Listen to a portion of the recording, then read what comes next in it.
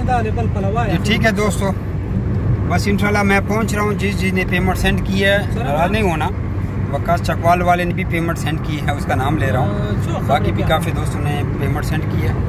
इंशाल्लाह मैं 8 से 8 घंटे में इंशाल्लाह उम्मीद है मानसेरे पहुँच जाऊँगा।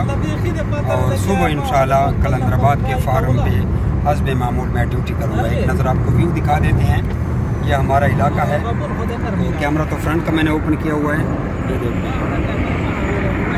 ठीक है जी,